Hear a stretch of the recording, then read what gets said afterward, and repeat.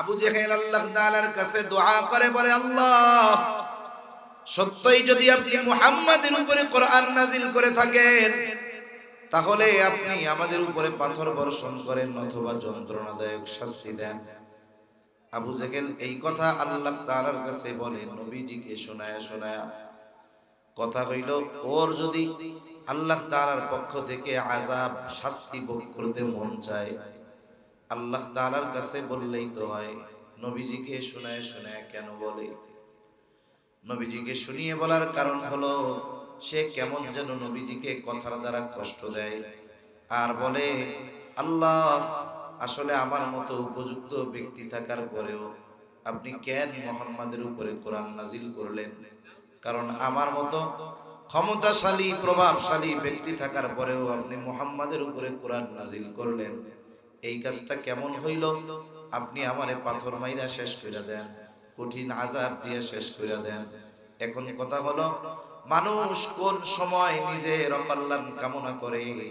বলে যেই সময়গুলো করে এর মধ্যে অন্যতম একটা কারণ হলো তার হিংসা।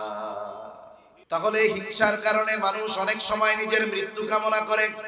আবু জেহেল হিংসার কারণে নবীজিকে কথাগুলো শোনায় বলতেছে আর নবীজিকে কষ্ট দিতে চায়। এটাই হলো আবু জেহেলের মূল উদ্দেশ্য। কিন্তু নবী আবু জেহেলের কথার পরে কিছু বলেন না। আবু জেহেল বলতেছে, নবীর কষ্ট লাগে, নবী জবাব দেয় না। কিন্তু আল্লাহ তাআলা আমার আপনার নবীর পক্ষ থেকে জবাব দিয়ে দেয়। আল্লাহ তাআলা বলেন, ওয়ামা কানাল্লাহু লিউআযিবাহুম ওয়া আনতা ফীহিম। আমার আপনার নবীজিকে আল্লাহ তাআলা বলেন, হাবিব, ওরা যে শাস্তি কামনা করে আসলে ওরা ওই শাস্তির উপযুক্ত, তবে আমি কেন শাস্তি দেই না জানেন? আল্লাহ তাআলা বলেন, আপনি যতক্ষণ তাদের মধ্যে আছেন ততক্ষণ আমি তাদেরকে শাস্তি দিব না, আযাব দিব না। কারণ অতীতে নবীদের উম্মতেরা যদি অবাধ্যতার শিকার হতো, অবাধ্যতা করত, শাস্তিযোগ্য অপরাধ যদি হতো, আল্লাহ তাআলা অতীতের কোন নবীর উম্মতদেরকে যদি আযাব দিতে ইচ্ছা করতেন, আগে ওই এলাকার নবীকে ওই এলাকা থেকে সরায় নিতেন, এরপরে আল্লাহ তাআলা আযাব দিতেন। ইতিহাস কেউ দেখাতে পারবে না কোন নবীর উপস্থিতিতে আল্লাহ তাআলা ওই জায়গায় তার উম্মতকে আযাব দিয়েছে। সম্মানিত উপস্থিতি, আল্লাহ সুবহানাহু ওয়া তাআলা এই দুনিয়াতে আমাদেরকে অজস্র অগণিত নিয়ামত দান করেছেন। আল্লাহ তাআলা এত পরিমাণ নিয়ামত দান করেছেন যে তিনি বলেন, ওয়া ইন তাউদ্দু নি'মাতাল্লাহি লা তুহসুহা।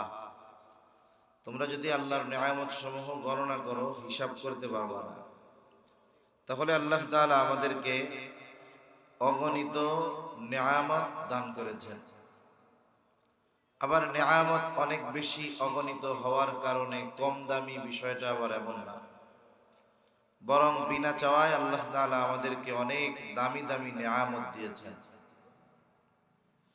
জীবনের প্রতিটা মুহূর্তে আমরা আল্লাহ তাআলার নিয়ামত ভোগ করতে থাকি। ছোট ছোট নিয়ামতের শুকরিয়া কিয়ামত পর্যন্ত আদায় করে শেষ করাও যাবে না। যেমন যেই সমস্ত নিয়ামত আমরা সকলে ভোগ করি, ইমানদার নাই, বেঈমান নাই, সবাই ভোগ করে। যেমন মানুষ বেঁচে থাকার জন্য হায়াত তো দরকার, সাথে সাথে আল্লাহ তাআলা যেই নিয়ম নির্ধারিত করে দিয়েছেন, মানুষ বেঁচে থাকার জন্য অক্সিজেনের দরকার হয়। অক্সিজেন বলতে যেটা আমরা শ্বাস গ্রহণ করি এটা অক্সিজেন, যেটা ছেড়ে দেই সেটা হলো কার্বন ডাই অক্সাইড। এই পৃথিবীতে এমন একটা মানুষ খুঁজে পাওয়া যাবে না যে অক্সিজেন নেওয়া বিহীন বেঁচে আছে। আসে নাকি আপনাদের এদিকে কেউ? আবার অক্সিজেন নিতে পারে কিন্তু কার্বন ডাই অক্সাইড ছাড়তে পারে না। বলেন তো, গ্রহণ করলো শ্বাস, ছাড়বে বিষাক্ত বিষাক্ত নিঃশ্বাস কার্বন ডাই অক্সাইড, যদি না ছাড়তে পারে বেঁচে থাকতে পারবে? মানুষ খাবারবিহীন পানিবিহীন হায়াত যদি থাকে কয়েকদিন বেঁচে থাকতে পারবে, কিন্তু অক্সিজেন নেওয়াবিহীন, কার্বন ডাই অক্সাইড ছাড়াবিহীন একটা মানুষ 5 মিনিট দুনিয়াতে থাকতে পারবে না। অথচ এই দামি নেয়ামতটা আমাদের টাকা দিয়ে কেনা লাগে নাকি? যে জোরে বলেন না, কেনা লাগে? টাকা দিয়ে কেনা লাগে না। আবার এটা এমন না যে অক্সিজেনের নিয়ন্ত্রণ আল্লাহ তাআলা কারো হাতে দিয়ে দিয়েছেন, বিষয়টা আবার এমনও নয়। বরং এই দামি নেয়ামতটা আল্লাহ তাআলা এত সহজে এত বেশি পরিমাণ দান করেছেন যে চাউলের বস্তার চাউল শেষের দিকে গেলে টেনশন হয়, কিন্তু রাতে ঘুমানোর সময়ও কখনো চিন্তা করি না যে সকালবেলায় যদি অক্সিজেন না পাই বেঁচে থাকবো কেমনে। এ চিন্তা করা লাগে? লাগে না। কত দামি সম্পদ যে অল্প কিছু সময় যদি বঞ্চিত হই ওটা থেকে বেঁচে থাকতে পারবো না। তা আল্লাহ তাআলা এরকম দামি দামি নেয়ামত একেবারে বিনা চাওয়ায় বিনা টাকায় আল্লাহ আমাদেরকে দিয়েছেন। আল্লাহ প্রদত্ত আমাদের জন্য সবচেয়ে দামি নেয়ামত গুলোর মধ্যে অন্যতম এক দামি নেয়ামত যে আল্লাহ রাব্বুল আলামিন আমাদেরকে মুহাম্মদুর রাসূলুল্লাহ সাল্লাল্লাহু আলাইহি ওয়াসাল্লামের উম্মত বানাইছেন। এটা আল্লাহ তাআলার পক্ষ থেকে নেয়ামত। আমাদের উচিত এই নেয়ামতের কদর করা। শুধু তাই না, আল্লাহ তাআলা রাসূল আকরাম সাল্লাল্লাহু আলাইহি ওয়াসাল্লামকে তার পক্ষ থেকে ঈমানদারদের জন্য বিশেষ অনুগ্রহ হিসাবে অভিহিত করেছেন। আল্লাহ তাআলা জানিয়ে দেন, রাসূলুল্লাহ সাল্লাল্লাহু আলাইহি ওয়াসাল্লাম হলেন আল্লাহ তাআলার পক্ষ থেকে ঈমানদারদের জন্য বিশেষ অনুগ্রহ। কুরআনুল কারীমে আল্লাহ তাআলা বলেন, লাকাদ মান্নাল্লাহু আলাল মুমিনিনা ইয বাআসা ফীহিম রাসূলাম মিন আনফুসিহিম। মুমিনদের জন্য আল্লাহ তাআলার পক্ষ থেকে বিশেষ অনুগ্রহ। ইয বাআসা ফীহিম রাসূলাম মিন আনফুসিহিম। আল্লাহ তাআলা বলেন যে তিনি তাদের মধ্য থেকে তাদের জন্য একজন রাসূল প্রেরণ করেছেন। তার মানে রাসূলুল্লাহ সাল্লাল্লাহু আলাইহি ওয়াসাল্লাম হলেন মুমিনদের জন্য বিশেষ অনুগ্রহ। শুধু তাই না, যদিও মুমিনদের জন্য নবীজি বিশেষ অনুগ্রহ, কিন্তু এই আয়াতের তাফসীরের মধ্যে আসছে যে তিনি যদিও মুমিনদের জন্য বিশেষ অনুগ্রহ, কিন্তু তিনি গোটা সৃষ্টি জগতের জন্যই রহমত। তিনি গোটা সৃষ্টি জগতের জন্য রহমত হওয়ার কারণে সকলেই এই সুবিধা ভোগ করে। নবীজির কারণে উপকার শুধু ঈমানদারেরা হয় এমনটা নয়, গোটা সৃষ্টি জগতের সবাই হয়। কাফেরও হয়, নবীর দুশমনও হয়। এই জন্য নবীজিকে সৃষ্টি জগতের জন্য রহমত হিসাবে আল্লাহ তাআলা অভিহিত করেছেন। আল্লাহ তাআলা কুরআনুল কারীমের মধ্যে বলেন, ওয়ামা আরসালনাকা ইল্লা রাহমাতাল লিল আলামিন। আল্লাহ তাআলা বলেন, আপনাকে আমি জগৎ সমূহের জন্য রহমত হিসাবে প্রেরণ করেছি। রাসূলুল্লাহ সাল্লাল্লাহু আলাইহি ওয়াসাল্লাম গোটা সৃষ্টি জগতের জন্য রহমত। আল্লাহ তাআলা যেই জায়গার রব, আমার আপনার নবীও সেই জায়গার রহমত। গোটা সৃষ্টি জগতের মধ্যে 1 ইঞ্চি জায়গাও নাই যেই জায়গার রব আমার আপনার আল্লাহ তাআলা নয়। গোটা সৃষ্টি জগতে এমন 1 ইঞ্চি জায়গা খুঁজে পাওয়া যাবে না যেই জায়গার রব আল্লাহ তাআলা নয়। অনুরূপভাবে গোটা সৃষ্টি জগতের মধ্যে 1টা ইঞ্চি জায়গাও নাই যেই জায়গার রহমত আমার আপনার নবী নয়। যেই জায়গার রব আল্লাহ, ওই জায়গার রহমত মুহাম্মাদুর রাসূলুল্লাহ সাল্লাল্লাহু আলাইহি ওয়াসাল্লাম। এই জন্য কাফেররাও নবীজির কারণে সুবিধা ভোগ করছে। নবীজির সময়ের কাফের যারা, তারাও নবীজির কারণে উপকৃত হয়েছে। কিয়ামত পর্যন্ত সবাই হতে থাকবে। কাফেররা উপকৃত হচ্ছে, কিয়ামত পর্যন্ত হবে। এমনকি কিয়ামতের দিন কাফেররাও আমার আপনার নবীজির কল্যাণে উপকৃত হবে। কাফেররা উপকৃত হবে কেমনে? কিয়ামতের ময়দানে যখন আল্লাহ তাআলা হিসাব শুরু করবেন, সবাই অস্থির ভীত, যে হিসাবের পরে জান্নাতে যাই জাহান্নামে যাই সেটা পরের কথা, কিন্তু হাসরের ময়দানে অবস্থান করা সকলের জন্য অসহনীয় কষ্ট মনে হবে। কিন্তু আল্লাহ তাআলার কাছে কে গিয়ে বলবে, আল্লাহ আপনি বিচার কার্য শুরু করেন? এ কথা বলার সাহস কেউ করবে না। মানুষেরা চিন্তা করবে, আমরা আমাদের আদি পিতা আদম আলাইহিস সালামের কাছে চলে যাই। সবাই মিলে আদম আলাইহিস সালামের কাছে যাবে। আদম আলাইহিস সালাতু ওয়াস সালাম ওজর দেখাবেন, কিন্তু তিনি বলে দিবেন, শোনো, আজকে আমি তো বলতে পারবো না, বরং তোমরা নূহ আলাইহিস সালামের কাছে যাও। মানুষেরা দলবদ্ধ হয়ে নূহ আলাইহিস সালামের কাছে যাবে। তিনিও অপারগতা প্রকাশ করবেন, বলবেন তোমরা ইব্রাহিম আলাইহিস সালামের কাছে যাও। ইব্রাহিম আলাইহিস সালাম অপারগতা প্রকাশ করবে। মুসা আলাইহিস সালামের কাছে যাও। মুসা আলাইহিস সালাম অপারগতা প্রকাশ করবে, বলবে ঈসা আলাইহিস সালামের কাছে যাও। ঈসা আলাইহিস সালামের কাছে যাওয়ার পরে তিনিও অপারগতা প্রকাশ করে বলবেন, শোনো, আজকের দিনে আল্লাহ তাআলার সামনে একমাত্র কথা বলার সাহস রাখে মুহাম্মদুর রাসূলুল্লাহ সাল্লাল্লাহু আলাইহি ওয়াসাল্লাম, সুতরাং তোমরা তার কাছে যাও। এইবার মানুষেরা রাসূলুল্লাহ সাল্লাল্লাহু আলাইহি ওয়াসাল্লামের কাছে যাবে। নবীজির কাছে গিয়ে যখন বলবে, নবীজি আল্লাহ তাআলার কুদরতি কদমে সিজদায় পড়ে যাবেন।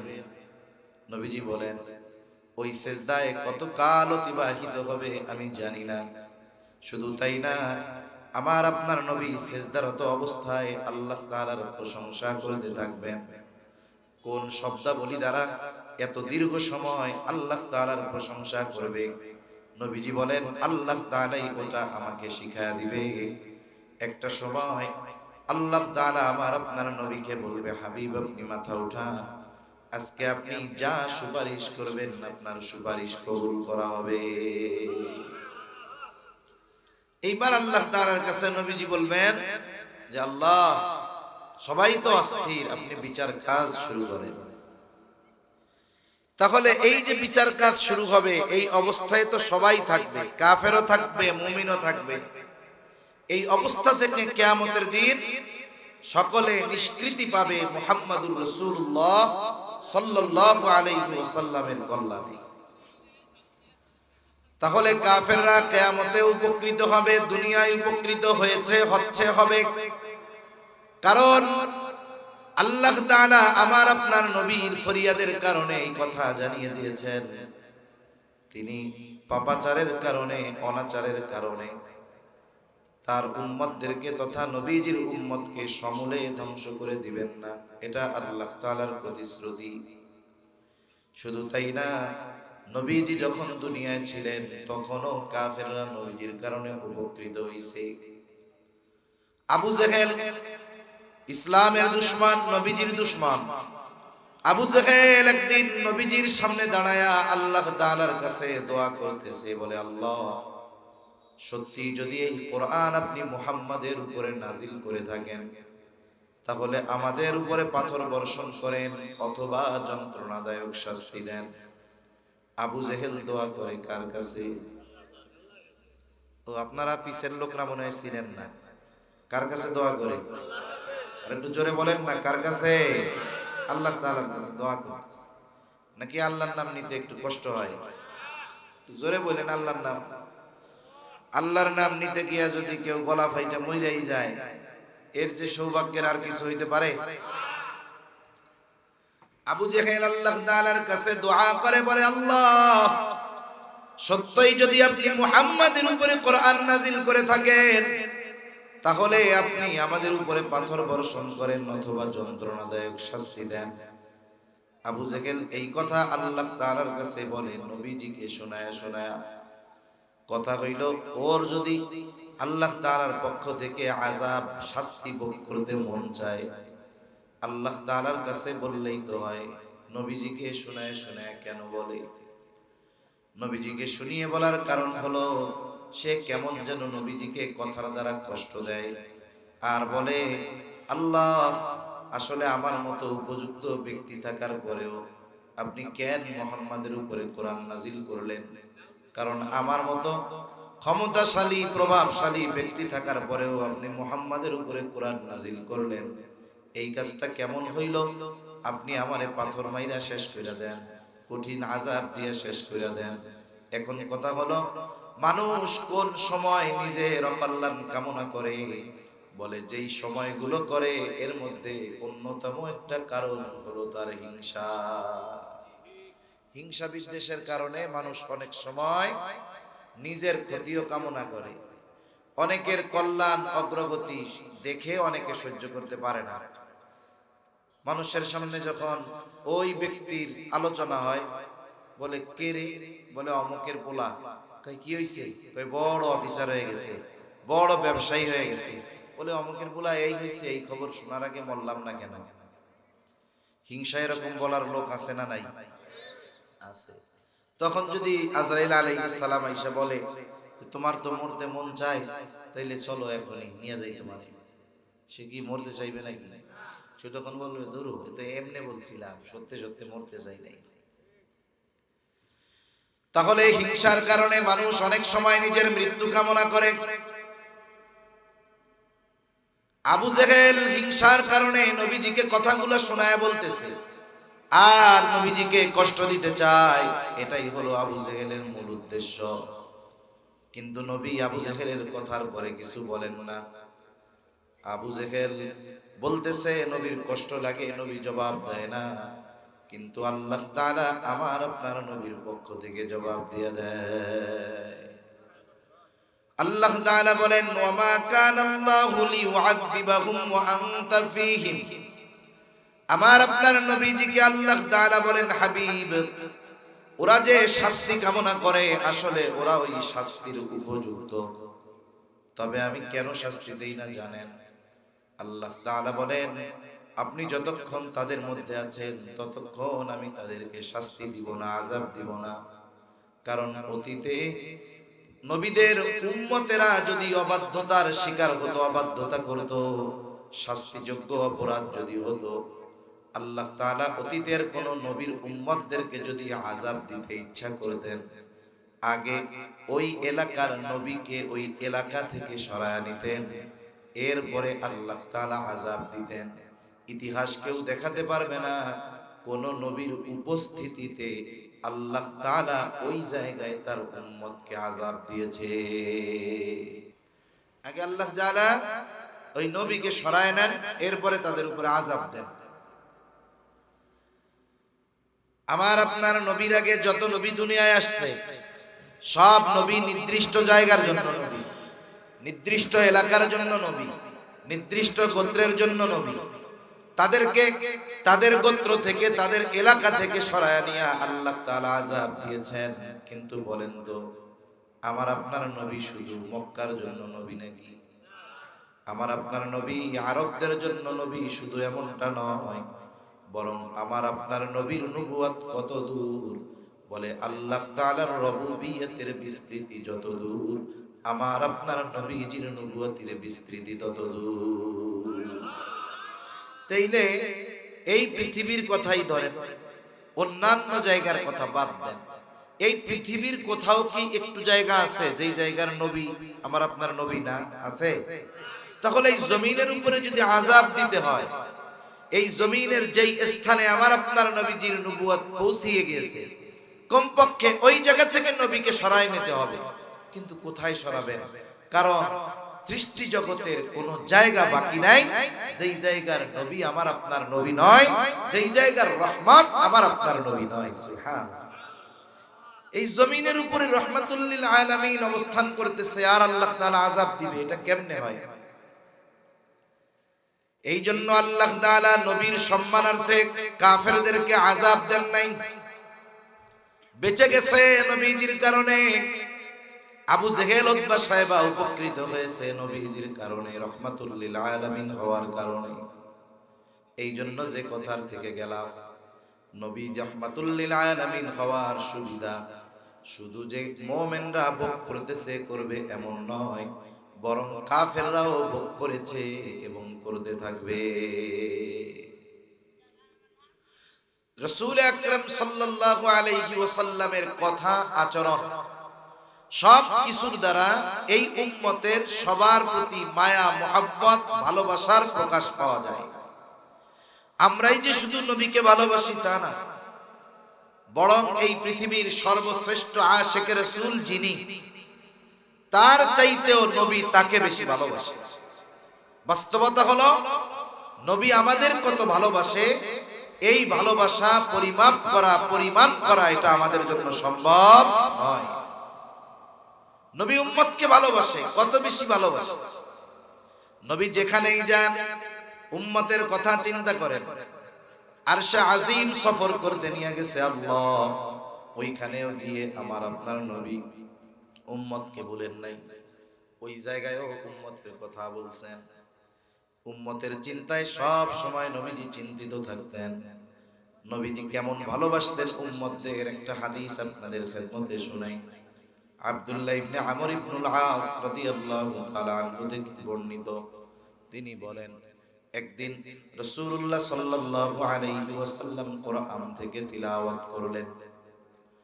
কি তিলাওয়াত করলেন? তিনি বলেন, আল্লাহ তাআলা যা ইব্রাহিম আলাইহিস সালামের ব্যাপারে নাজিল করেছেন, নবীজি কোরআনুল কারীম থেকে তা তিলাওয়াত করলেন। কি নাজিল করেছেন আল্লাহ? ইব্রাহিম আলাইহিস সালাম তার গুনাহগার উম্মতের ব্যাপারে ক্ষমা চেয়ে আল্লাহ তাআলার কাছে দোয়া করে। কি দোয়া করেছে? আল্লাহ তাআলা কোরআনুল কারীমের মধ্যে ইব্রাহিম আলাইহিস সালামের দোয়ার কথা জানিয়ে দিয়েছে। ভাই চাটা আছে নাকি? চা খাইতে হবে বা গরম পানি, যে কোনো একটা। আর চা হইলে চিনি ছাড়া হইলে ভালো হয়। ইব্রাহিম আলাইহিস সালাম আল্লাহ তাআলার কাছে উম্মতের জন্য ক্ষমা চেয়ে দোয়া করছে। ওই দোয়া কি ভাষায় করছে আল্লাহ তাআলা জানায় দিয়েছে সূরা ইব্রাহিমের মধ্যে। আল্লাহ তাআলা বলেন, রব্বি ইন্নাহুন্না আযলালনা কাসীরাম মিনান নাসি ফামান তাবিআনি ফাইন্নাহু মিন্নি ওয়া মান আসানি ফাইন্নাকা গফুরুর রহিম। ইব্রাহিম আলাইহিস সালাম দোয়া করে, রব ইন্নাহুন্না আযলালনা কাসীরাম মিনান নাস, এই প্রতিমাগুলো অধিকাংশ মানুষকে পথচ্যুত করে ফেলছে, পথভ্রষ্ট করে ফেলেছে। কারণ আমরা জানি ইব্রাহিম আলাইহিস সালাম যেখানে জন্ম নিয়েছেন ওই এলাকায় মূর্তি পূজার বড় প্রভাব ছিল। ওই এলাকায় মূর্তি পূজার প্রভাব ছিল। আওয়াজও টানে না, মিশায় বলা লাগে, তাহলে কষ্ট হয় বলতে। আপনি আর নড়াচড়া করেন না, ও মেশিন দিয়ে হবে না, এরকম থাকবে। আওয়াজটা টন দেন, টন বেস কমান, এই জন্য ভয়েসটা।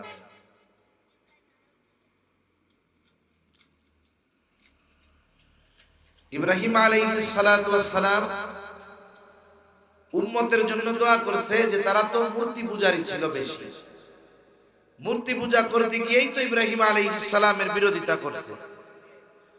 এই কথা ইব্রাহিম আলাইহিস সালাম বলেন, এই প্রতিমাগুলো, এই মূর্তিগুলা অধিকাংশ মানুষকে পথচ্যুত করে ফেলছে, পথভ্রষ্ট করে ফেলছে। ফামান তাবিআনি ফাইন্নাহু মিন্নি, আল্লাহ তাআলার কাছে ইব্রাহিম আলাইহিস সালাম বলে, রব যারা আমার আনুগত্য করেছে তারা আমার দলভুক্ত। ওয়া মান আসানি, আর যারা আমার আনুগত্য করে নাই, ফাইন্নাকা গফুরুর রহিম, যারা আমার আনুগত্য করে নাই এরপরেও তো এরা আমার উম্মত। ইব্রাহিম আলাইহিস সালাম কেমন যেন বলে, আল্লাহ আমার আনুগত্য যারা করে নাই এরাও তো আমার উম্মত, আপনি তো চাইলে তাদেরকেও মাফ করে দিতে পারেন, কারণ আপনি হলেন গফুর, আপনি হইলেন রহিম। মূলত গুনাহগার উম্মতের জন্য ইব্রাহিম আলাইহিস সালাম আল্লাহ তাআলার কাছে ক্ষমা প্রার্থনা করছে। وقال عيسى عليه السلام إن تعذبهم فإنهم عبادك ঈসা আলাইহিস সালাম আল্লাহ তাআলার কাছে দোয়া করে বলে আপনি যদি তাদের শাস্তি দেন ফাইন্নাহুম ইবাদুক তারা তো আপনারই বান্দা ওয়া ইন তাগফির লাহুম ফাইন্নাকা আনতাল আজিজুল হাকীম আর আপনি যদি তাদেরকে maaf করে দেন আপনি তো আজিজ আপনি তো হাকিম আপনি মহাপ্রজ্ঞাময় মহাপরাক্রমশালী কেমন যেন ঈসা আলাইহিস সালাম বলেন আল্লাহ আপনি আমার গুনাহগার উম্মত আপনার বান্দাগুলোরে maaf করে দেন দুই নবী উম্মতের জন্য ক্ষমা চেয়ে দোয়া করছে কার কাছে আল্লাহ তাআলার কাছে দোয়া করছে রাসূল আকরাম সাল্লাল্লাহু আলাইহি ওয়াসাল্লাম সব সময় তো উম্মতের চিন্তা করেন যখন এই দুই নবীর দোয়ার কথা আল্লাহ তাআলা জানাইছেন তিনি তিলাওয়াত করছেন তখন উম্মতের ব্যাপারে নবীজির মায়া মোহাব্বত ভালোবাসা আরো উতলায়া উঠছে সুবহানাল্লাহ মনে করেন যে এই লোকটার বাপ মারা গেছে ছোটবেলা বুড়া কালে 80 বছর বয়স হয় দেখবেন তার বাবার লাগা হৃদয়টা পুড়ে ঠিক না হৃদয়টা পুড়ে না কষ্ট হয় না হৃদয়ের মধ্যে অন্তরের মধ্যে জ্বলে যখনই সে কারো বাপ মরার কথা শুনে তখন বাবার কথা তার আরো বেশি মনে পড়ে পড়ে কি পড়ে না রাসূলুল্লাহ সাল্লাল্লাহু আলাইহি ওয়াসাল্লাম উম্মতকে তো সব সময় ভালোবাসেনি কিন্তু যখন এই দুই নবীর দোয়া স্পেশাল ভাবে তিলাওয়াত করেছেন তখন উম্মতের চিন্তা তার মধ্যে আরো ব্যাপক হারে বাড়ছে এবার নবীজি কি করেন فرفع يديه وقال اللهم امتي امتي وبكى নবীজি এবার দুই হাত উঁচু করে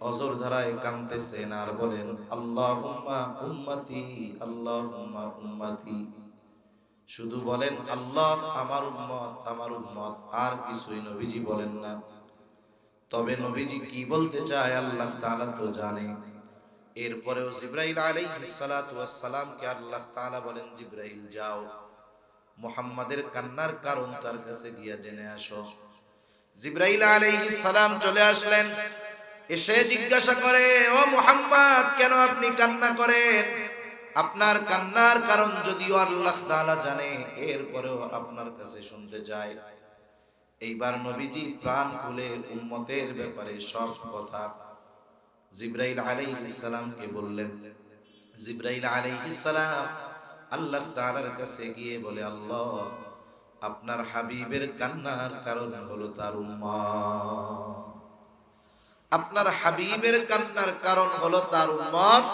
তিনি উম্মতের ক্ষমার চিন্তায় কান্না করতেছে আল্লাহ তাআলা জিবরাইল আলাইহিস সালাম কে বলে জিবরাইল যাও মুহাম্মদকে গিয়ে জানিয়ে দাও আমি অচিরেই তাকে তার উম্মতের ব্যাপারে সন্তুষ্ট করব তাকে অসন্তুষ্ট করব না জিবরাইল আলাইহিস সালাম ঈসা জানায়া দিল যে অচিরেই আপনার মালিক আপনাকে তার উম্মতের ব্যাপারে সন্তুষ্ট করবে অসন্তুষ্ট করবে না এই হাদিসটা সূরাতুদ দুহার একটা আয়াতের তাফসীরের ভিতরে আসছে আল্লাহ তাআলা আমার আপনার নবীজিকে বলেন ওয়ালা সাউফা ইউতিকা রাব্বুকা ফাতারদা অচিরেই আপনার রব আপনাকে এমন কিছু দিবেন আপনি খুশি হয়ে যাবেন এই আয়াতের তাফসীরে এই হাদিসটা আসছে আর নবীজি লাস্টে কি বলেন বলেন যে আমি ততক্ষণ খুশি হব না যতক্ষণ আমার সব উম্মতকে maaf না করা হবে সুবহানাল্লাহ উম্মতের জন্য কত মায়া কত দয়া দুনিয়ায় থাকতেই আল্লাহ তাআলার কাছ থেকে উম্মতের ক্ষমার ব্যবস্থা নবীজি করায় নিয়েছেন শুধু তাই না কিয়ামত পর্যন্ত আনেওয়ালা সব উম্মতকে মুহাব্বতের বহিঃপ্রকাশ নবীজি করে গিয়েছেন নবীজি পথ চলতেছেন সাহাবায়ে কেরাম নবীজির সাথে হঠাৎ করে নবীজি বলেন আমার ভাইদেরকে দেখতে মন চায় সাহাবায়ে কেরাম বলে ইয়া রাসূলুল্লাহ আমরা কি আপনার ভাই নই নবীজি বলেন তোমরা হইলা আমার সাহাবী সাথী তাহলে আপনার ভাই তারা আবার কারা নবীজি বলেন আমার পরে আমাকে না দেখে যারা আমাকে মেনে নিবে ঈমান আনবে তারাই হলো আমার ভাই এই কথার দ্বারা কিয়ামত পর্যন্ত প্রত্যেকটা মুমিনের প্রতি ভালোবাসার মেসেজ নবীজি দিয়ে গেছেন। রাসূলুল্লাহ সাল্লাল্লাহু আলাইহি ওয়াসাল্লাম তার কাফের উম্মতের দ্বারা নির্যাতিত হওয়ার পরেও তাদের ব্যাপারে নবীজি বদদুয়া করেন নাই। যখন নবীজি তায়েফ গিয়েছেন, চিন্তা করেছেন জীবনের শৈশবকালের একটা সময় কেটেছে তায়েফে, বনু সাকিফ গোত্রে, হয়তো ওইখানের মানুষেরা আমার কথা মাইনা নিবে। মক্কার মানুষেরা যখন নবীজির কথা মানে না, নবীজি চলে গেলেন তায়েফ, ওইখানেও কাফেররা নবীজির পিছু ছাড়ে নাই। কারণ তায়েফ হলো এক উর্বর জমি, মক্কায় কিছুই হয় না, শুধু পাথর বালু। কিন্তু তায়েফ এমন এক সুন্দর আবহাওয়ার জায়গা, সব কিছু হয়, ফল ফলাদি হয়, শাকসবজি হয়, উর্বর এক জমি, আবহাওয়াও নাতিশীতোষ্ণ, আরামের আবহাওয়া। মক্কার বড় বড় কাফের লিডার যারা ছিল, তাদের সকলের জমি ছিল, ক্ষেত ছিল আরো এই তায়েফে, কারো ছিল আঙ্গুর বাগান। এইরকম ওই কাফের লিডাররা যখন জানতে পারছে মুহাম্মদ তায়েফে, এইবার তারা দুষ্টু মানুষদেরকে নবীজির পিছে লেলায়া দিছে, বলছে যে এটা পাগল। এইবার তায়েফের মানুষেরা নবীজিকে পাথর মারতেছে। পাথরগুলো ছোট না, বড় বড় পাথর, ধারালো চোখা পাথর, যার কারণে পাথরের আঘাতে নবীজির গায়ে ক্ষত হয়ে রক্ত বের হওয়া শুরু হয়ে গেছে। এত পরিমাণ রক্ত বের হয়েছে যে রক্ত পড়তে পড়তে গায়ের পোশাক ভিজে, পা বেয়ে বেয়ে রক্ত জুতার মধ্যে ঢুকে, ওই রক্ত শুকায়া জুতা পায়ের সাথে আটকে গিয়েছে। স্বাভাবিকভাবে অনেক সময় অনেক মানুষ রক্ত দান করে, ব্লাড ডোনেট করে, তা দেখা যায় যে 100 গ্রাম 150 গ্রাম রক্ত দেওয়ার পরে, 150 গ্রাম রক্ত দেওয়ার পরে ওই লোক শোয়া থেকে উঠতে পারে না। আমি দেখছি রক্ত দিতে গিয়া যে একজন রক্ত দিয়ে উঠছে, উঠেই আবার পড়ে গেছে, একবার বেহুশ হয়ে যাওয়ার মতো অবস্থা। অথচ নবীজির গা থেকে কি পরিমাণ রক্ত ঝরছে, সাথে হযরত যায়েদ রাদিয়াল্লাহু তাআলা একা ঠেকাইতে পারেন। সারাদিন দাওয়াত দেওয়ার পর ক্লান্ত দেহ নিয়ে নবীজি এক আঙ্গুর বাগানের পাশে বিশ্রাম নিচ্ছেন। ইতিমধ্যে জিবরাইল আলাইহিস সালাম চলে আসছে, এসে সালাম দিয়ে বলে, ইয়া রাসূলুল্লাহ, এই কওম আপনার সাথে কেমন আচরণ করেছে আপনার মালিক দেখছি। আমার সাথে আজকে নতুন একজন ফেরেশতাকে পাঠানো হয়েছে যে আগে পরে আসে নাই।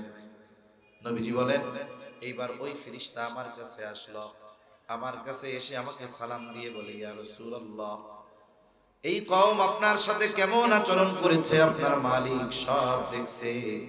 আমি পাহাড়ের দায়িত্বে নিয়োজিত ফেরেশতা, আমাকে পাঠিয়েছে আপনার আদেশ পালন করার জন্য। আপনি যদি আমাকে আদেশ দেন, নির্দেশ দেন, 2টা পাহাড় দিয়ে এদেরকে আমি পিষে নিশ্চিহ্ন করে দিব। এরা এমন আচরণ আপনার সাথে করছে, আপনি আমার শুধু নির্দেশ দেন, 2টা পাথর দিয়ে এমন ভাবে পিষা দিব এরা নিশ্চিহ্ন হয়ে যাবে। রাসূল আকরাম সাল্লাল্লাহু আলাইহি ওয়াসাল্লাম ক্ষমার গুণে গুণান্বিত ছিলেন। রাসূল সাল্লাল্লাহু আলাইহি ওয়াসাল্লাম তিনি বলেন নাই যে হ্যাঁ ঠিক আছে একটু সাইজ করে দাও, অথবা এমন বলেন নাই যে হালকা একটু শাস্তি দিয়া তাদেরকে অনুধাবন করার সুযোগ করে দাও। রাসূল সাল্লাল্লাহু আলাইহি ওয়াসাল্লাম তো প্রতিশোধ পরায়ণ ছিলেন, কিন্তু আমরা তো প্রতিশোধ পরায়ণ। আমরা অনেক সময় কেউ যদি 10 বছর আগে আমার একটা ছোট ক্ষতি করে থাকে, আমরা 10 বছর 15 বছর পরেও যদি পাওয়ার পাই, ক্ষমতা পাই, চিন্তা করি ওইটার প্রতিশোধ নেওয়া লাগবে, ঠিক কিনা বলে? আমরা প্রতিশোধ পরায়ণ, নবীজি প্রতিশোধ পরায়ণ ছিলেন। নবীজির চিন্তা কত গভীর ছিল, কত সুদূর প্রসারী ছিল। কাফেররা অত্যাচার করেছে নবীজির উপরে। ফেরেশতা যখন এই কথা বলছে, নবীজি আরাম করতেছিলেন, আরাম করা থেকে নবীজি এবার একটু উঠে বসছেন। ফেরেশতার কথার জবাবে নবীজি বলতেছেন, বাল আরজু আন ইয়াখরুজাল্লাহু মিন আসলাবিহিম মান ইয়াবুদুল্লাহ ওয়াহদাহু ওয়া লা ইউশরিকু বিহি শাইআ। রাসূলুল্লাহ সাল্লাল্লাহু আলাইহি ওয়াসাল্লাম বলেন যে তুমি তো বলতেছো যে আপনি আমাকে আদেশ দেন, নির্দেশ দেন, দুইটা পাহাড় দিয়ে এদেরকে পিষে আমি শেষ করে দেই। তুমি তো আমাকে এটা বলতেছ, আর আমি এদের ব্যাপারে আল্লাহ তাআলার কাছে এই ব্যাপারে এদের ব্যাপারে আশা করি যে আল্লাহ তাআলা এদের মধ্য থেকে এমন এক কওম, এমন এক সম্প্রদায় বের করবে যারা এক আল্লাহর ইবাদত করবে, তার সাথে কারো শরীক করবে না।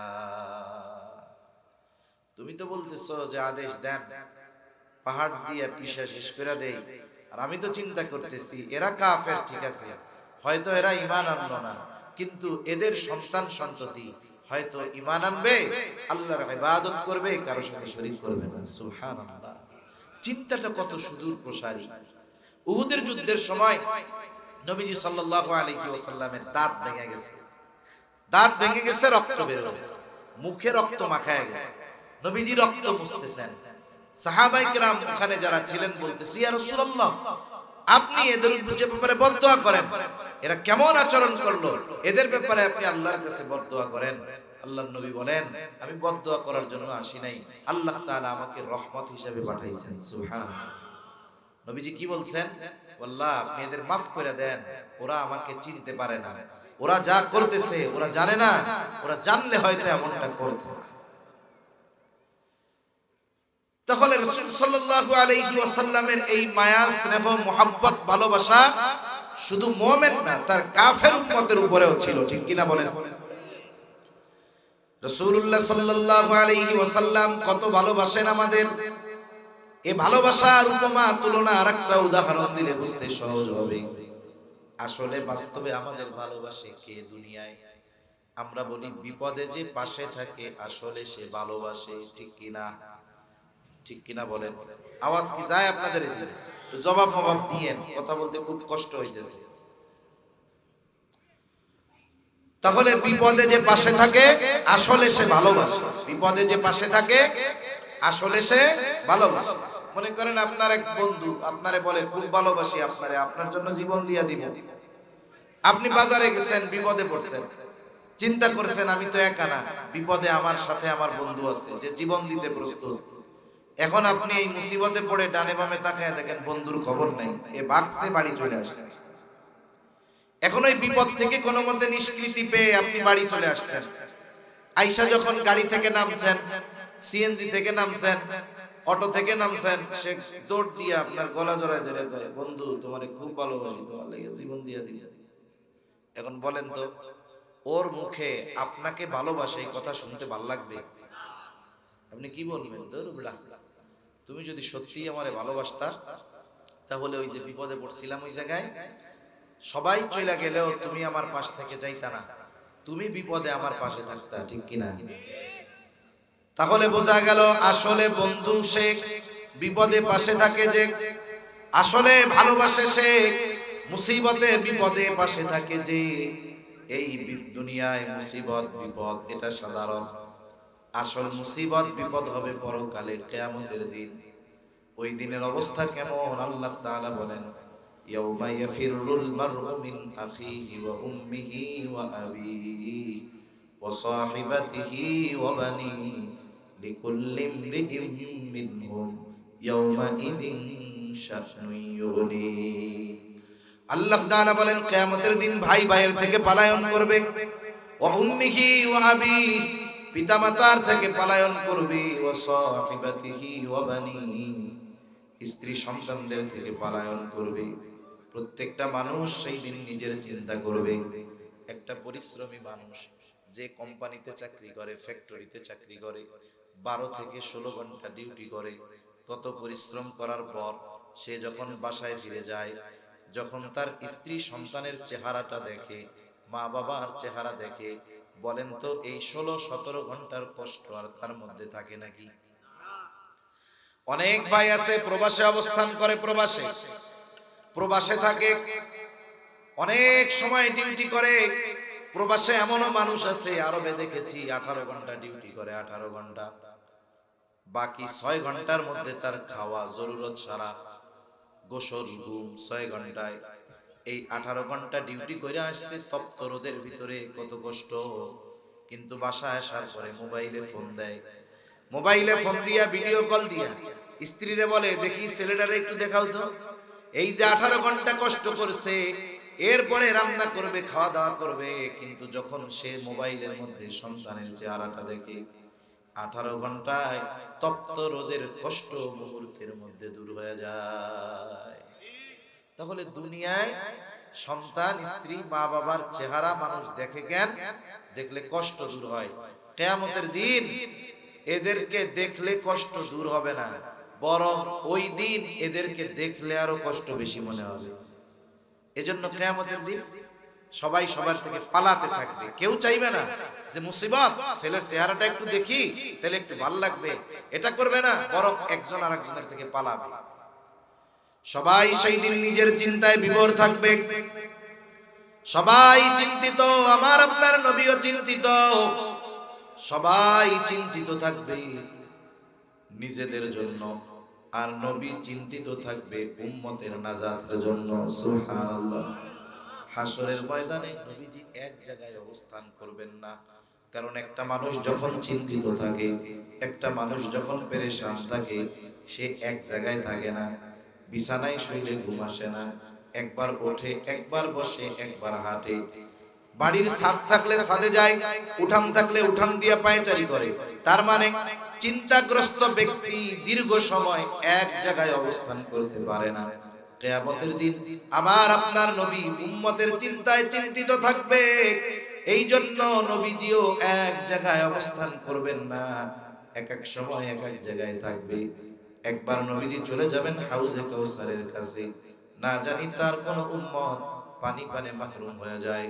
আর একবার চলে যাবেন পুলসিরাতের গোড়ায়, না জানি কোন উম্মত পুল পাড়ি দিতে ব্যর্থ হয়ে যায়।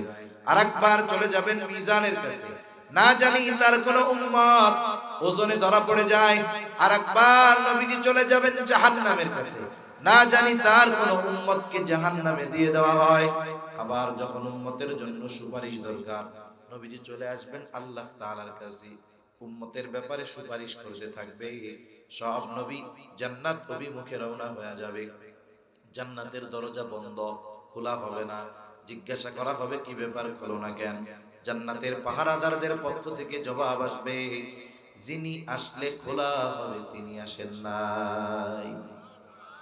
কে সে? তিনি আসলে খোলা হবে। কোথায় তিনি? বলে তিনি হাসরের ময়দানে উম্মতের চিন্তায় চিন্তিত।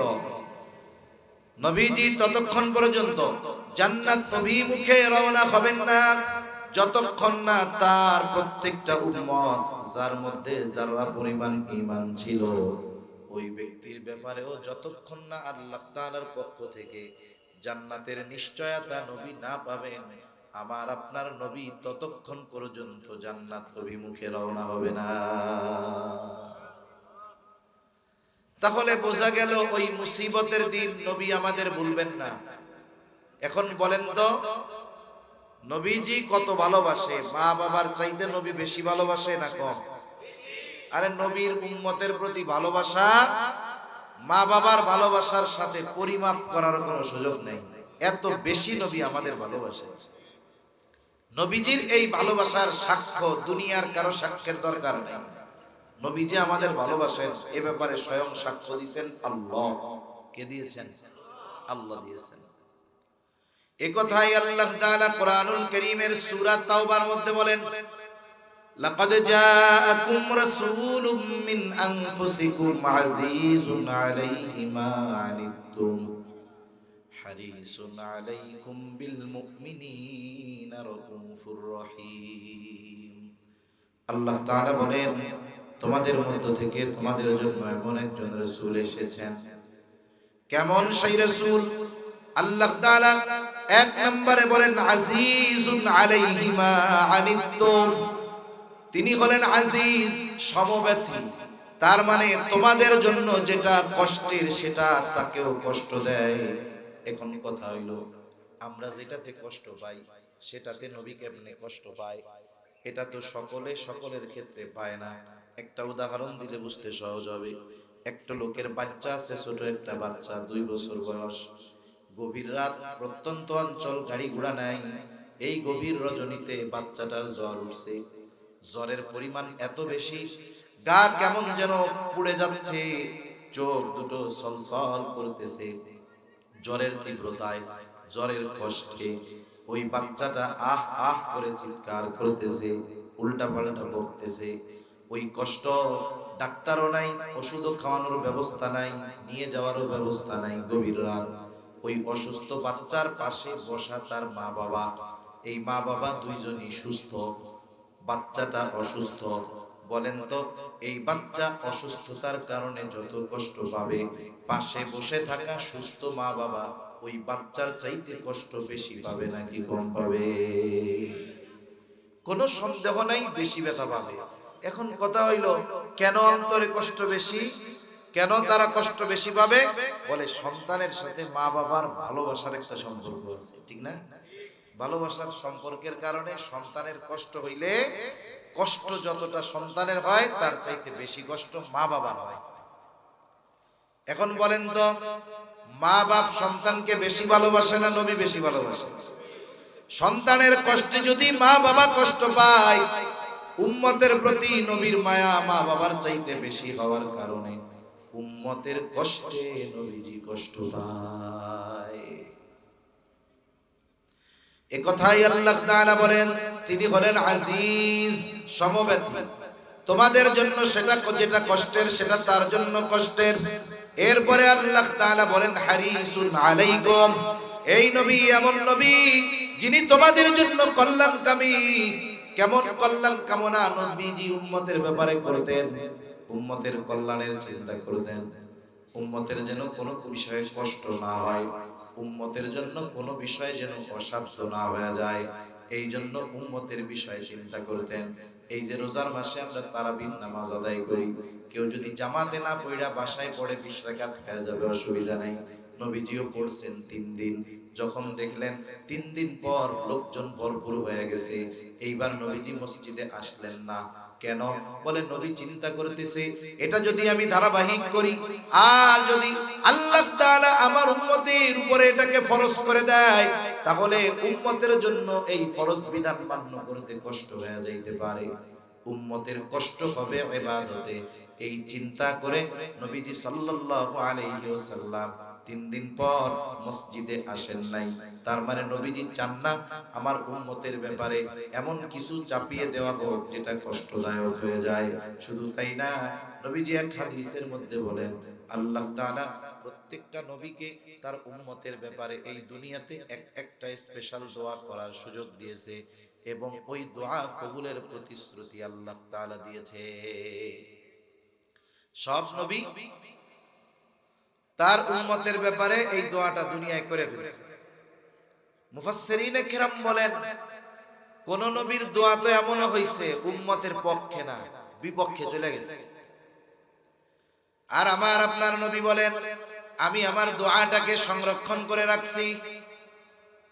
এই দোয়াটা আমি দুনিয়ায় করি নাই, আখিরাতের জন্য সঞ্চয় করে রাখছি, সংরক্ষণ করে রেখেছি। কেন?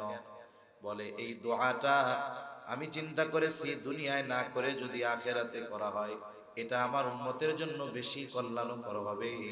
এই দোয়াটা এই জন্য দুনিয়ায় করি নাই, কিয়ামতের দিন আমার উম্মতের জন্য সুপারিশ হিসাবে আল্লাহ তাআলার কাছে এই দোয়া করব। তাহলে আল্লাহ তাআলা বলেন তিনি হলেন সমব্যথী, মানে উম্মতের কষ্টে তিনি কষ্ট পান। হারিস, তিনি হলেন কল্যাণকামী। এরপরে আল্লাহ তাআলা মুমিনদের জন্য স্পেশাল ভাবে নবীজির ভালোবাসার কথা বলেছেন। কারণ শুরুতেই একটা আয়াতের অংশ আমরা পড়েছিলাম, লাকাদ মান্নাল্লাহু আলাল মুমিনিন। যদিও নবী সকলের জন্য রহমত, তবে মুমিনদের জন্য আল্লাহ তাআলার পক্ষ থেকে তিনি বিশেষ অনুগ্রহ।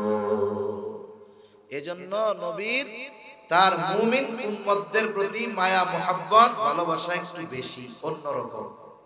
একজন সবাইকে ভালোবাসে, ছোট বাচ্চা সবাইকে ভালোবাসে, কিন্তু বলেন তো নিজের বাচ্চার চাইতে ভালোবাসে নাকি বেশি? অনেক সময় দেখা যায় নিজের বাচ্চাটা কাছে আছে, আর একজনের পোলারে নিয়ে এত চুমা দেয়, আদর করে, ভালোবাসে। এর দ্বারা কি এটা বোঝা যায় যে না এই নিজের পোলার চাইতে মনে হয় ওই লোকের পোলারে মনে হয় বেশি ভালোবাসে, নিজেরটারে বেশি ভালোবাসে? নবী সবাইকে ভালোবাসে, সব উম্মতকে ভালোবাসে, সব উম্মতের প্রতি তার মায়া মোহাব্বত। কিন্তু যেই উম্মত মুমিন তার জন্য স্পেশাল মহব্বত। একথাই আল্লাহ তাআলা বলেন বিল মুমিনিনা রাউফুর রহিম। আল্লাহ রাব্বুল আলামিন মুমিন উম্মতের প্রতি নবীজির মায়া কত বেশি এ কথা বোঝাতে গিয়ে দুইটা শব্দ ব্যবহার করেছেন, একটা হলো রাউফ, একটা হলো রহিম।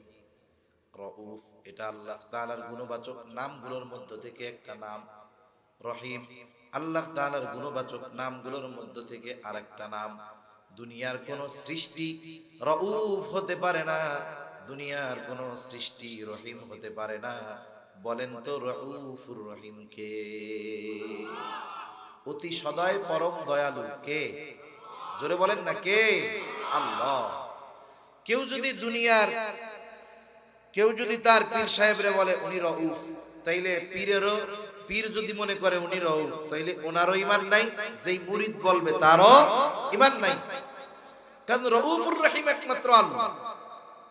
এখন আল্লাহ তাআলা নবীর তার মুমিন উম্মতদের প্রতি কত মায়া, কত মোহাব্বত, কত ভালোবাসা, এই কথা জানাতে গিয়ে বলতে গিয়ে নিজের গুণবাচক শব্দ রাউফুর রহিম নবীজির শানে ব্যবহার করেছে। সুবহানাল্লাহ বলেন। আমরা বলি আল্লাহ, আপনি বলেন রাউফুর রহিম, আর আল্লাহ আমার আপনার নবীর ব্যাপারে বলে যে এই নবী তার মুমিন উম্মতদের ব্যাপারে হলো রাউফুর রহিম। সুবহানাল্লাহ। একথা আল্লাহ তাআলা বলেন এই নবী হলো এমন নবী, সে তার মুমিন উম্মতদের ব্যাপারে অতি সদয় পরম দয়ালু। বলেন তো আল্লাহ তাআলা যেই শব্দ বলি দ্বারা আমার আপনার নবীর তার মুমিন উম্মতের প্রতি মুহাব্বতের খবর জানিয়ে দিলেন, এই কথার দ্বারা এটাই বোঝা যায় রাসূল আকরাম সাল্লাল্লাহু আলাইহি ওয়াসাল্লাম তার উম্মতকে সর্বোচ্চ মুহাব্বত করেন, ভালোবাসে।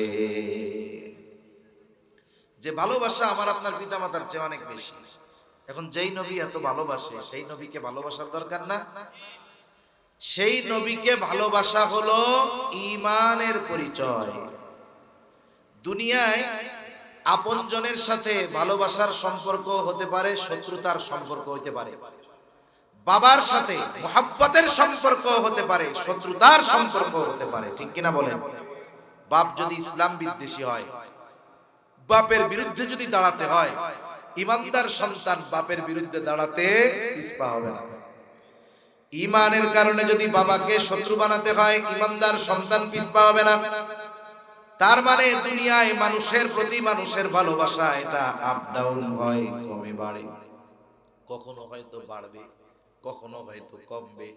কিন্তু নবীর প্রতি উম্মতের ভালোবাসা এটা কখনো কমবে না, বরং সময়ের সাথে সাথে নবীর প্রতি ভালোবাসা বাড়তে হবে।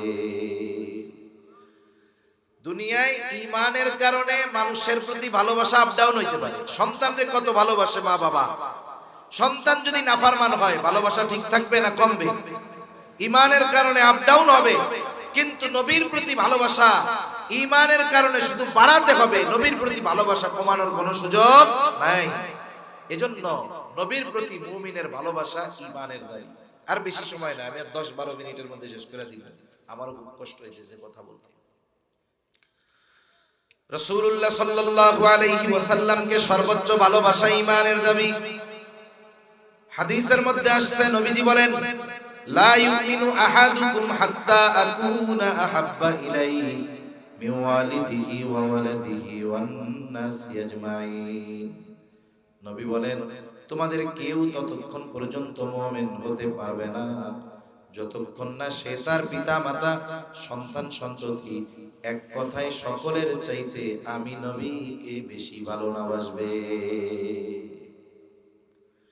তাহলে নবীকে ভালোবাসতে হবে সবার চাইতে বেশি, বরং নিজের জীবনের চেয়েও বেশি। হযরত ওমর রাদিয়াল্লাহু তাআলা আনহু নবীজির সাথে পথ চলতেছেন, হঠাৎ করে তিনি বলেন ইয়া রাসূলুল্লাহ, আমি আপনাকে আমার জীবনের পরে সবচাইতে বেশি ভালোবাসি। নবীজি বলেন ওমর ভয় নাই। ওমর চুপ হয়ে গেছে। একটু পরে আবার বলে ইয়া রাসূলুল্লাহ, এই মুহূর্ত থেকে আমি ওমর আমার জীবনের চাইতেও আপনাকে বেশি ভালোবাসি। তার মানে আমার আপনার জীবনের চাইতে আমাকে আপনাকে নবীকে বেশি ভালোবাসতে হবে। এখন বলেন, এ দুনিয়াতে অনেক বাপ আছে না, সন্তানের জন্য জীবন দিয়ে দেয়, আছে না? এরকম আছে। উম্মত তো এরকম হইতে হবে, নবীর জন্য জীবন দিতে প্রস্তুত থাকতে হবে। কিন্তু অবস্থা কি, যে আমরা নবীকে ভালোবেসে জীবন দিতে প্রস্তুত, কিন্তু নবীর ভালোবাসার প্রমাণ দিতে গিয়ে নবীর সুন্নাত মানতে প্রস্তুত নাই। যদি আমারে বলে নবীর জন্য জীবন দিবা, আমি প্রস্তুত আছি, কিন্তু আসলে নবীকে তো আমরা সামনে পাই নাই। যাকে সামনে পাওয়া যায় তাকে ভালোবাসা সর্বোচ্চ দেখানো যায়, ঠিক না? সাহাবায়ে কেরাম নবীকে সামনে পাইছে, ভালোবাসছে। সাহাবায়ে কেরাম নবীকে সামনে পেয়েছে, নবীর জন্য জীবন দিয়ে দিছে। হযরত আবু বকর নবীর ভালোবাসা প্রকাশ করতে গিয়া ঘরের সব সম্পদ আইনা নবীর সামনে রাখছে। হযরত আল্লাহ নবীজিকে সামনে পাইছে, যার কারণে উহুদের ময়দানে যখন নবীজি সাল্লাল্লাহু আলাইহি ওয়াসাল্লামের উপরে কাফেররা তীর বর্ষা নিক্ষেপ করতেছে, নবীজি গর্তের মধ্যে পড়ে গেছেন। বারবার মাথা উঁচু করে দেখতে যান, অবস্থা ইতিমধ্যে হযরত তালহা আয়েশা নবীর সামনে তার বুকটাকে, পিঠটাকে অস্ত্রের সামনে ঢাল বানায় দিছে। নবীর মোহাব্বতে তারা জীবন দিতে পিছপা হয় নাই। এখন আমরাও তো নবীকে ভালোবাসতে চাই, কেমনে বাসবো? তিনি তো আমাদের সামনে নাই। রাসূলুল্লাহ সাল্লাল্লাহু আলাইহি ওয়াসাল্লাম উম্মতকে মাহরুম করেন নাই। জীবন দেওয়ার সুযোগ আসলে, সময় আসলে নবীর জন্য দিবে।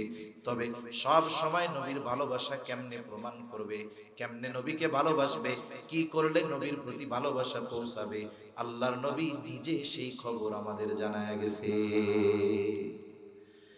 এই জায়গায় কেউ আসেননি নবীরে ভালোবাসতে চান না? আছেন? কারা ভালোবাসতে চাই নবীরে? আতুজা করি। ভালোবাসি কারা? আতুজা করি। নারায়ে তাকবীর, আরো জোরে নারায়ে তাকবীর। হাত নামাই। এখন মনে করেন যারে ভালোবাসবো সে যদি ভালোবাসার পদ্ধতি বইলা দেয়, এর চাইতে নিরাপদ আর কোনটা হইতে পারে? কি করলে নবীরে ভালোবাসা হবে? রাসূলুল্লাহ সাল্লাল্লাহু আলাইহি ওয়াসাল্লাম বলেন, মান আহাব্বা সুন্নতি ফাকাদ আহাব্বানি ওয়া মান আহাব্বানি কানা মাই ফিল জান্নাহ। নবীজি বলেন, যে আমার সুন্নতকে মহব্বত করবে, ভালোবাসবে, কেমন যেন সে আমি নবীরে ভালোবাসলো। আর নবীকে ভালোবাসলে লাভ কি? নবীজি বলেন, মাই ফিল জান্নাহ, সে জান্নাতে আমার সাথে অবস্থান করবে। তাহলে নবীর সুন্নতকে মহব্বত করলে নবীর সাথে জান্নাতে থাকা যায়। নবীর সাথে জান্নাতে থাকতে পারা এটা বড় সৌভাগ্যের ব্যাপার, ঠিক না? দুনিয়ায় কতজন কত বড় মানুষের সাথে একটু থাকার জন্য, পাশে বসার জন্য আফসোস করে। আর নবীর পাশে থাকতে পারার খবর ছিল সাহাবায়ে কেরামের কাছে সবচেয়ে আনন্দের খবর। হযরত আনাস রাদিয়াল্লাহু তাআলা ওনার থেকে বর্ণিত হাদিস, একবার গ্রামের একজন লোক নবীজির কাছে আসছে, একেবারে প্রত্যন্ত অঞ্চল থেকে। এখন ওই গ্রামের মানুষ, সে তো এত কিছু নিয়ম কানুন বোঝে না, সহজ সরল মানুষ। নবীজি একজনের সাথে কথা বলতেছে। আদব হইল, আপনি যখন একজনের সাথে কথা বলবেন, এই কথার মধ্যে গিয়া আপনাকে কিছু জিজ্ঞাসা না করা, কথা শেষ হবে এরপরে গিয়া জিজ্ঞাসা করতে হবে। এখন গ্রামের মানুষ তো বেদুইন, কিছু বুঝে টুঝে না, দৌড়াইয়া আয়েশা নবীজিরে বলে, ইয়া রাসূলুল্লাহি মাতাস সাআ, হে আল্লাহর রাসূল, কিয়ামত কখন হবে? রাসূলুল্লাহ সাল্লাল্লাহু আলাইহি ওয়াসাল্লাম ওই ব্যক্তির সাথে কথা শেষ করে খুঁজতেছেন, লোকটা কোথায়? জবাব ওই সময় দেন নাই। লোকটা কোথায়? যে জিজ্ঞাসা করেছে কিয়ামত কখন আসবে, ওই ব্যক্তি বলে, ইয়া রাসূলুল্লাহ, আমি জিজ্ঞাসা করেছিলাম কিয়ামত কখন হবে। নবীজি পাল্টা তারে প্রশ্ন করলো, মা আদাত তালাহা, কিয়ামতের জন্য তুমি কি পাথেয় সংগ্রহ করেছো? কারণ লোকটার বলার ভঙ্গি এমন ছিল, সে কেমন যেন কিয়ামতের জন্য প্রস্তুত, কিন্তু কিয়ামত আসতেছে না। এই জন্য নবী তাকে পাল্টা প্রশ্ন করেছে, মা আদাত লাহা, কিয়ামতের জন্য তুমি কি সামান সংগ্রহ করেছো, কি পাথেয় সংগ্রহ করেছো? গ্রামের মানুষ সহজ সরল জবাব বলে, আমি আল্লাহ এবং তার রাসূলকে ভালোবাসি। নবীজি জিজ্ঞাসা করছে, কি পাথেয় সংগ্রহ করছো? ও কিন্তু বলে নাই, অনেক নামাজ পড়ছি, তাহাজ্জুদ পড়ছি, আওয়াবিন ইশরাক করছি, দান সাদকা করেছি কিয়ামতের লাইগা। এইটা কয় নাই। কি কইছে? বলে আমি আল্লাহ এবং তার রাসূলকে ভালোবাসি। নবীজি বলেন আল মারউ মা'a মান আহাব্বা, যে যাকে ভালোবাসে তার সাথেই জান্নাতে অবস্থান করবে। প্রশ্ন শুরু হয়েছিল কি দিয়া? কিয়ামত কখন আসবে? জবাব শেষ হয়েছে কি দিয়া? যে যাকে মহব্বত করে তার সাথে অবস্থান করবে। তার মানে প্রশ্ন ছিল একটা, উদ্দেশ্য ছিল আরেকটা। নবীজি তো উম্মতের রুহানি ডাক্তার, প্রশ্ন করার সাথে সাথে ভাব ভঙ্গি দেখে বুঝতে পারছেন আসলে ও এইটা জানতে চাই নাই, ওর উদ্দেশ্য অন্য আরেকটা। হযরত আনাস রাদিয়াল্লাহু তাআলা আনহু বলেন, যখন এই ব্যক্তির ব্যাপারে নবীজির এই জবাব শুনলাম, তিনি বলেন ইসলাম গ্রহণের পরে নবীজির কোন কথায় আমরা এতটা খুশি হই নাই, যত খুশি হয়েছি নবীর সাথে জান্নাতে থাকতে পারবো এই কথা শুনে। হযরত আনাস রাদিয়াল্লাহু তাআলা আনহু বলেন, আমি আল্লাহর রাসূলকে ভালোবাসি, আবু বকর ওমর রাদিয়াল্লাহু তাআলা আনহুমাকে ভালোবাসি, যদিও তাদের দুইজনের মতো আমল করতে পারি নাই। আশা করি জান্নাতে আমি নবীর সাথে এবং আবু বকর ওমর রাদিয়াল্লাহু তাআলা আনহুমার সাথে অবস্থান করতে পারবো। তাহলে নবীর সুন্নাতকে মহব্বত করলে নবীর সাথে জান্নাতে থাকা যাবে। এর চেয়ে সৌভাগ্যের আর কিছু আছে? আর কিছুই নাই। যদি এই সৌভাগ্যের কদর মূল্য বুঝতে আমরা ব্যর্থ হই, এটা আমাদের ব্যর্থতা। এখন আপনারা একজন অফার দিছে, অনেক সময় বিভিন্ন কোম্পানি অফার দেয় যে আমার কোম্পানি থেকে এই জিনিসগুলো কিনবেন, লটারি হবে, লটারি হইলে আপনি উমরার সফরে যাইতে পারবেন, আপনার টিকিট দেওয়া হবে এবং ওই দেশে গিয়ে 5 দিন বা 1 সপ্তাহ থাকার হোটেল খরচ সব দেওয়া হবে, বিমানের টিকিট, ওই দেশের খরচ। এখন আপনি অফার তো পাইছেন, খুশি না বেজার? অফার ভোগ করতে হইলে ওই দেশে যাওয়া লাগবে না? আগে যাইতে যদি হয় তাইলে তো পাসপোর্ট লাগবে এবং ভিসা লাগবে। ভিসা যদি না থাকে আন্তর্জাতিক ফ্লাইটের দরজা পর্যন্ত পৌঁছানো যাবে না, ওঠা তো বহুদূর, ওই দেশে পৌঁছানো তো বহুদূর, ইমিগ্রেশন থেকেই গেট আউট। আর এখন তো এয়ারপোর্টের যেই গেট দিয়ে আন্তর্জাতিক যাত্রীরা ঢুকে আগে দেখে যেটা আসলে আন্তর্জাতিক যাত্রী নাকি নাকি এমনি ভেতরে যাইতেছে, তার মানে এয়ারপোর্টের ভিতরেই ঢোকার সুযোগ নাই, আগেই আউট। অফার তো পাইলাম, এখন তো জান্নাতে আগে যাইতে হবে। এখন কথা হলো জান্নাতে যাবে কারা? নবীজি সেই জবাব দেন, নবীজি বলেন কুল্লু উম্মতি ইয়াদখুলুনাল জান্নাতা ইল্লা মান আবা। নবীজি বলেন আমার সব উম্মত জান্নাতে প্রবেশ করবে, আবা উম্মত ছাড়া। জিজ্ঞাসা করা হলো আবা উম্মত কারা? নবীজি বলেন মান আতাআনি দাখালাল জান্নাহ, যারা আমার আনুগত্য করবে তারা জান্নাতে প্রবেশ করবে। ওয়া মান আসানি ফাকাদ আবা, যারা আমার আনুগত্য করবে না তারা আবা উম্মত, তারা জান্নাতে প্রবেশ করতে পারবে না। তাহলে এই দুইটা হাদিসের সমন্বয় যদি আমরা আনি, জবাবটা কি হয়? বলে নবীর সুন্নাতকে অনুসরণ ও মুহাব্বত যে করবে ওই ব্যক্তি জান্নাতে যাবে এবং নবীর সাথে জান্নাতে অবস্থান করবে। তাহলে দেখেন দুনিয়ায় ধর্ম বিশ্বাসী যারা, অন্য ধর্মের হোক, ধর্মে বিশ্বাস করে যারা, যারা বিশ্বাস করে এই জগতের পরে আরেক জগৎ আছে, এরা সকলেই জান্নাতে যাইতে চায় তাদের ভাষায়। কেউ স্বর্গে যাইতে চায়, কেউ হেভেনে যাইতে চায়, সবাই চায় জান্নাতে যাইতে। আমরাও চাই জান্নাতে যেতে, নবীর সাথে জান্নাতে থাকতে। কিন্তু সব জিনিস তো আর আন্দোলন করে, দাবি কইরা, জোর করে, ক্ষমতা দিয়ে পাওয়া যায় না। নবীর সাথে জান্নাতে গিয়ে অবস্থান করতে হলে, জান্নাতে যাইতে হলে অবশ্যই নবীর সুন্নাতকে মুহাব্বতের সাথে অনুসরণ করতে হবে, ঠিক কিনা বলেন? কিন্তু আমরা জান্নাতে যেতে চাই, নবীর সুন্নাত অনুসরণ করি না। আমরা জান্নাতে যেতে চাই, নবীর আদর্শে আদর্শিত হতে চাই না, বরং আমরা অনেক সময় নবীর সুন্নাত পালনকে নিজেদের জন্য লজ্জার কারণ মনে করি। নাউযুবিল্লাহ। দেখেন আমি যদি বলি নবীর সাথে জান্নাতে কারা থাকতে চাই, একটু আদুজা করেন তো, আবার একটা তাকবীর হবে। নারায়ে তাকবীর, নারায়ে তাকবীর। হাত নামাই। এই আশা সবার আছে। কিন্তু আমি যদি যাদের দাড়ি নাই, সুন্নতি চেহারার মধ্যে সুন্নতি দাড়ি নাই, যদি জিজ্ঞাসা করি আজকে থেকে ওয়াদা করেন দাড়ি কাটবেন না, দাড়ি লম্বা করবেন, যুবক মানুষ দাড়ি সাজবা না, দেখা যাবে লজ্জায় এই জায়গায় হয়তো মানুষের সামনে ওয়াদা করবে, কিন্তু কয়েকদিন পরে শয়তানের ধোঁকায় বন্ধুদের খপ করে পড়া দাড়ি টাড়ি কাইটা ফেলবে। আছে না নাই? একটু চিন্তা করেন, যাকে আপনি জীবনের চাইতে ভালোবাসেন তার জন্য আপনি যদি দাড়ি না রাখতে পারেন, সুন্নাত অনুসরণ যদি না করতে পারেন, বোঝা যায় নবীর প্রতি ওই ভালোবাসা মুখে আছে, বাস্তবে কিন্তু নাই। আবার অনেকে কইব, হুজুর কি আর সুন্নাত পায় না, খাওয়ার পরে মিষ্টি খামু, এই সুন্নাত গুলাই না ভাল লাগে, খালি দাড়ির সুন্নাত কই গে, আর কি কোনো সুন্নাত নাই? বাস্তব বিষয় হইল দাড়ি এমন এক সুন্নাত যেই সুন্নাত মানুষকে আরো অনেক সুন্নাত পালনে সহায়তা করে, অন্যান্য সুন্নাত পালন তার জন্য সহজ হয়ে যায়। শুধু তাই না, দাড়ির সুন্নাত এমন এক সুন্নাত যেটা তাকে অনেক হারাম কাজ থেকে বাঁচাতে পারে। ঠিক কিনা? দেখবেন একই ব্যক্তি, দুই ব্যক্তি, একজন দাড়ি আছে লম্বা, নামাজ কালাম পড়ে না, আর একজন দাড়ি নাই, মোটামুটি নামাজ কালাম পড়ে। দাড়িওয়ালা যদি অপরাধ করে, ওই দাড়িবিহীন লোকের চাইতে দাড়িওয়ালা বেনামাজিরে মানুষ আরো বোঝায় বেশি। মুখে দাড়ি রেখে মিথ্যা কথা বলে, এরকম বলে কি বলে না? তার মানে দেখেন, দাড়ি এমন এক সুন্নাত, এটা অ্যান্টিভাইরাসের মতো কাজ হয়। এজন্য উলামায়ে কেরাম একটু দাড়ির কথা বেশি বলে। আর দাড়ি রাখলে লজ্জা পাইতে পারে। যুবকরা যদি দাড়ি রাখতে বলা হয়, বলে হুজুর এখন মানুষে ভাইয়া ভাইয়া বলে, দাড়ি যদি রাখি তাইলে এরাই দেখবেন 2 দিন পরে চাচা ডাকতেছে আমারে। ঠিক কিনা বলেন? একটু বয়স বেশি দেখা যায়, চাচা ডাকবে, একটু লজ্জা লাগে, এই জন্য দাড়ি রাখি না। অনেকে আছে ওই সমস্যাও নাই, বিবাহ শাদী করে নাই, দাড়ি রাখে না। কেন?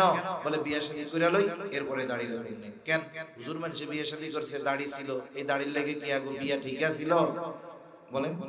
বলে হুজুর বুঝবেন না, দাড়ি রাখলে ভালো মেয়েরা পছন্দ করে না, এরকম কয় না অনেকে। আমারে বলেন তো, দাড়ি কার সুন্নাত? নবী বিবাহ করতে বলছে যে 4টি গুণ দেখে বিবাহ করা হয়: সৌন্দর্য, সম্পদ, বংশ, দিনদারিত্ব।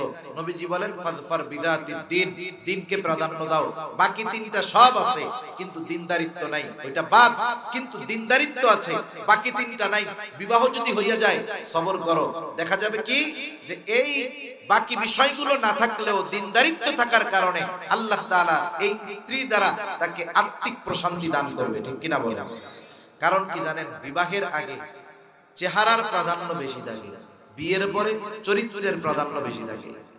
এজন্য উচিত আগে চরিত্রকে প্রাধান্য দেওয়া, আগে দিন প্রাধান্য দেওয়া। 100তে 100 দিনদারিত্ব আছে, এরপরে সুন্দর হইলে ভালোর উপরে ভালো, বংশ ভালো হইলে আরেকটু ভালো, এরপরে টাকা পয়সা থাকলে আরেকটু ভালো, যদি শ্বশুরের কোনো ফুলা না থাকে আরো ভালো। ঠিক কিনা বলেন? কতজন তো খুশি হয় এক বাপের এক মাইয়া খুঁজে, আর নাইলে খুঁজে যার মাইয়াটা আর পোলা টোলা নাই, চিন্তা করে এই শ্বশুরের এই অডেল সম্পদ যাইব কই, সবই তো আঙ্গ। ঠিক কিনা বলেন? তার মূল কথা হলো দিনদারিত্বকে প্রাধান্য দেওয়া। এখন বলেন তো, যেই মেয়েটা দিনদার সে কি দাড়িও পছন্দ করবে? জোরে বলেন করবে?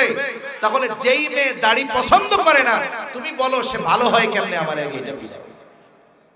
তুমি যদি তার চেহারা দেখে বিয়া করিয়া নিয়ে আসো, দাড়ি পছন্দ করে নাই, হয়তো সুন্দর দেখা বিয়া করে আনবা, আল্লাহ না করুক কিয়ামতে কি হবে, জান্নাত না জাহান্নাম আল্লাহ ভালো জানে, কিন্তু ওই দাড়ি পছন্দ করে না, নবীর সুন্নাত পছন্দ করে না, ওই মেয়ে তোমার ঘরে আইসা এই ঘরকে দুনিয়ার ছোটখাটো জাহান্নাম বানায় ফেলবে। ঠিক কিনা বলেন?